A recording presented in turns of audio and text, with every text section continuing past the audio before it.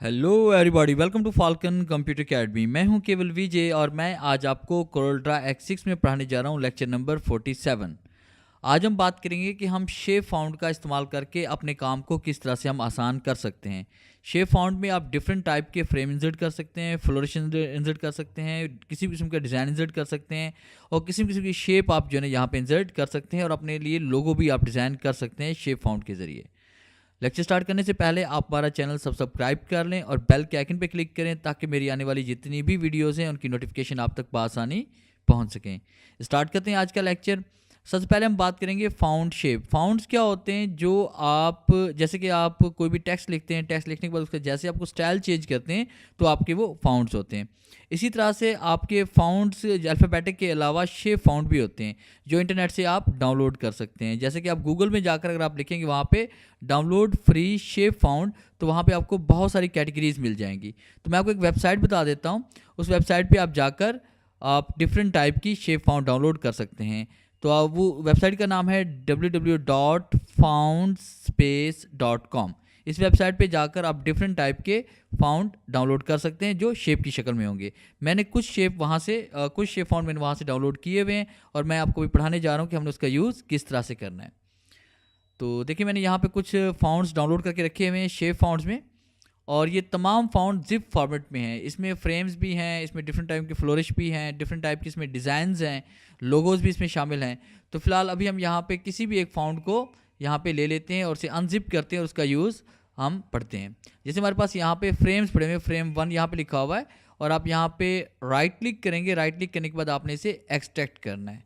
Extract करने के बाद आपसे पाथ पूछा जा रहा है कि यहीं पे आप एक्सट्रैक्ट करना चाहते हैं सी ड्राइव में, डेस्कटॉप पे। तो हम जैसे यहाँ पे एक्सट्रैक्ट पे क्लिक करेंगे तो ये फाउंड आपका एक्सट्रैक्ट हो जाएगा और एक्सट्रैक्ट होने के बाद ये ऑटोमेटिकली ऑन हो जाएगा। तो आपके पास ये देखिए फाउंड्स की 2 फाइलें पड़ी हुई हैं। एक फाइल को आप यहाँ पे क्लिक करें, फिर कंट्रोल के साथ आपने दूसरी फाइल पे भी क्लिक कर लेना है। ये 2 फाउंड्स हैं जिनको हम अपने विंडोज़ के फाउंड में ऐड करने वाले हैं और इसका यूज़ अभी पढ़ने वाले हैं। सेलेक्ट करने के बाद आपने इसे राइट क्लिक करना है, इसे हम कॉपी करेंगे।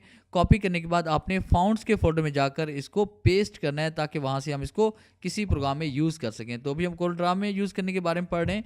तो आपने विंडो के फाउंड्स के फोल्डर में इसको पेस्ट करने के लिए कीबोर्ड से विंडोज़ और आर का बटन ओपन करें। यहाँ पे रन का बॉक्स ओपन हो जाएगा और इसमें आप लिखेंगे फाउंड्स, FONTS, फाउंड्स लिखें और इंटर प्रेस करें। आपके सामने फाउंड्स का ये बॉक्स ओपन हो जाएगा। आपकी विंडो के तमाम फाउंड्स यहाँ पे मौजूद होते हैं। राइट क्लिक करेंगे और आपने पेस्ट करना है तो आपके वो दोनों फाउंड्स यहाँ पे पेस्ट हो जाएंगे। तो फाउंड्स का नेम आपने याद रखने के, फाउंड्स का नेम क्या था यहाँ पे दोबारा हम पढ़ लेते हैं। फाउंड्स का नेम इसमें फ्रेम्स है। तो हम फ्रेम्स को भी यूज़ करते हुए हमने डिफरेंट टाइप के फ्रेम्स कोरलड्रा में डिज़ाइन करने हैं। इसके बाद आपने कोरलड्रा को ओपन करना है। जैसे हम डबल क्लिक करेंगे तो कोरलड्रा आपके पास ओपन हो जाएगा। कोरलड्रा ओपन करने के बाद आपने न्यू फाइल क्रिएट करनी है, इसे हम ओके कर लेते हैं। और उसके बाद आपने टेक्स्ट बॉक्स पे क्लिक करना है।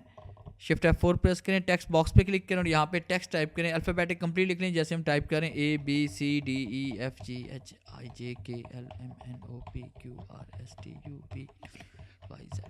अब इससे ये होगा कि आपके तमाम फ्रेम्स यहाँ पे अल्फ़ाबेटिक में कन्वर्ट हो जाएंगे। तो फाउंड्स का नेम हमारे पास क्या था? फ्रेम्स था। हम यहाँ पे क्लिक करेंगे। क्लिक करने के बाद आपने फ्रेम्स का फाउंड आपने सर्च करना है। मैं यहाँ पे फ्रेम्स लिख रहा हूँ तो देखिए फ्रेम्स हमारे पास यहाँ पे आ जाएंगे।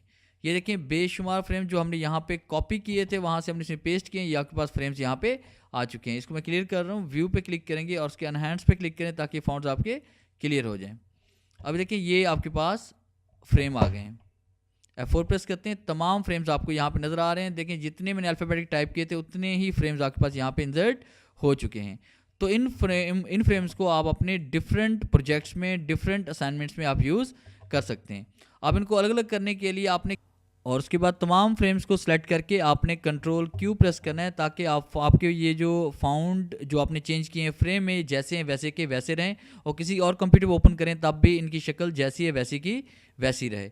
इस तरह से आप कुछ भी यहाँ पे डिज़ाइन कर सकते हैं और अपने काम को आसान कर सकते हैं। देखिए हमारे पास यहाँ पे ये बेशुमार इसमें डिज़ाइन पड़े हुए हैं। आप किसी भी डिज़ाइन को यूज़ कर सकते हैं अपने काम के लिए।